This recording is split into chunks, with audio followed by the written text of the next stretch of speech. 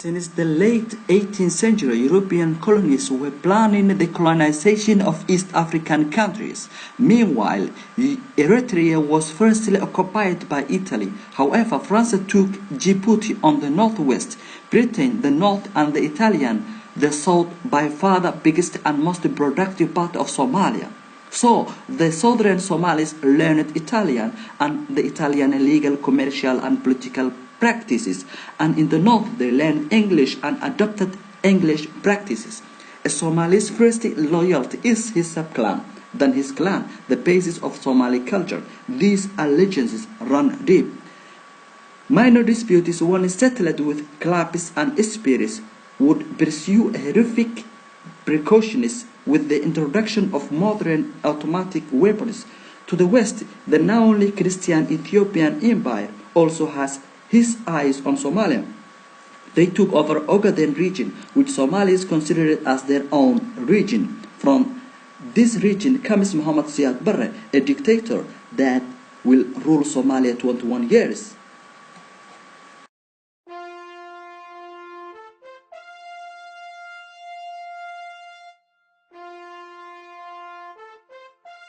Somalia is a Muslim country. Islam had reached Somalia between the 10th and the 13th century.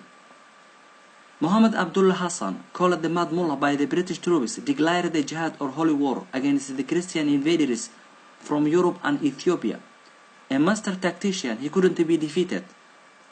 He died in the influenza epidemic of 1920, shortly after the British bombers destroyed his fort at Taleh.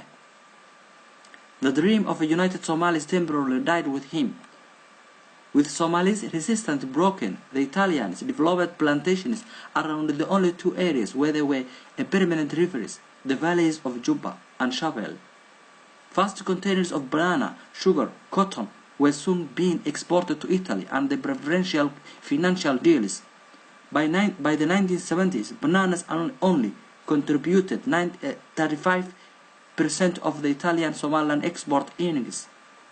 The British, however, were less inclined to invest a protectorate, which they saw mainly as source of food for their importance. In 1940 August, the Italians captured the British Somaliland, but 7 months later, Commonwealth forces retook the territory, gaining the Italian Somaliland and the Ogaden in Ethiopia in the process. Most of the nation was now reunited, even under the British. Once again, the Ogaden was the course. Anos Barben, a British Labour Foreign Secretary, wanted Somalia to remain united under the British, of course. Emperor Haile Selassie of Ethiopia unsurprisingly demanded in 1949 that the area to be returned to Ethiopia. The US, wanting a base in Eritrea, agreed. The UK gave the region back. The UN ruled that the Italian Somaliland be placed under a UN trustship for 10 more years, administered by Italy. Somalia was again divided. The UN were to play another indeterminate role in Somalia over 40 years later. In 1960, British and Italian Somaliland became independent. On the 1st of July 1960, that united south and north of Somalia and became the Republic of Somalia. At least there was a prospect of united, prosperous country run by the Somalis themselves. But the Somalis had been divided by loyalties, clans, generations, and colonial influences. The armies marched differently. The legal and commercial procedures were different. And what would be the official language? Somali, or there were no alphabet, English, Arabic, or Italy.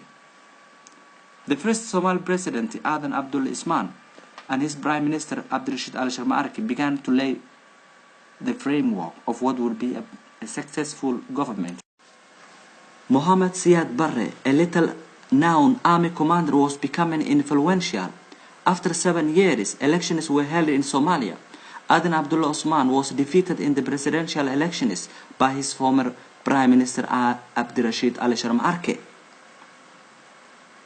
This election took place in 1968, 1 year after the new president, Sharma went to an official visit to the northern town of Las Anot. During the visit, he was assassinated by one of his own bodyguards. The motive of the murder was called a personal rather than a political. Few days later, on the 21st October 1969, Radio Mogadishu announced that Major General Siad Barre had staged an allegedly bloodless coup. He quickly consolidated his position, proclaimed himself president. He abolished the National Assembly and personally headed and appointed 25 members of the Supreme Revolutionary Council. Initially, the people supported him. Born in the Ogaden, he was an anti-colonialist. Many who hadn't supported the coup were detained, including the Colonel Muhammad Farah Aidid, who always distrusted Barre. Dictator Muhammad Siad Barre attempted to do a better judge. He appointed people on merit, not clan affiliation. It was refreshing break with the tradition, but it would not last. Dictator Barre was gaining a little progress by making ties with the Soviet Union and other superpower countries like China. He had begun to turn Somalia into a modern state. Russia was supporting with the armies and military advisors. China was investing and building new roads and streets.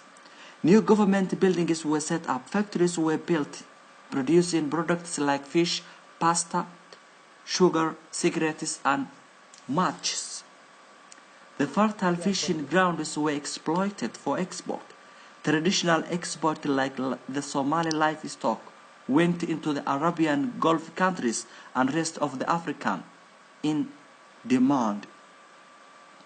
Because they were disease-free and naturally produced, tourists were encouraged along the second longest coast of Africa. Mogadishu had stunning hotels and safari trips of exploited wildlife. Barre refused to listen to experts who said things could not be done on the fertile area of the Juba and Shabelle rivers. There was being overrun by sandstorms.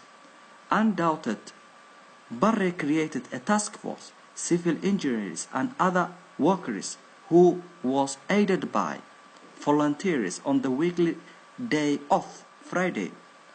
Finally, they stopped the advance of sand by planting cactus and shrubs. It was unqualified success. Things were going very much Siad Barre's way. In 1974, he became chairman of the African Union, or the African Unity, which is later renamed African Union, hosting meetings of African heads of states. Having traditional close ties with the Arab, it was no surprise when he took Somalia into Arab League. Barre's prestige and the international reputation was good. Even the West, he was admired as a pragmatist influenced by the Soviets, but not engulfed by them. The Soviets, though, were still anxious to consolidate their gains. There were ongoing construction projects. America, Ethiopia, and the growing Chinese influence signed a treaty of friendship and cooperation with Barre in 1974. Over the next 3 years, they sent an estimated $345 million in military support alone. The former colonialism was now replaced by a superpower domination. One of the biggest problems that Somalia faced was education. Outside the main towns, only 5% were literate. Histories and facts had been had always been passed verbally from generation to generation. The Somali language having no alphabet was the problem.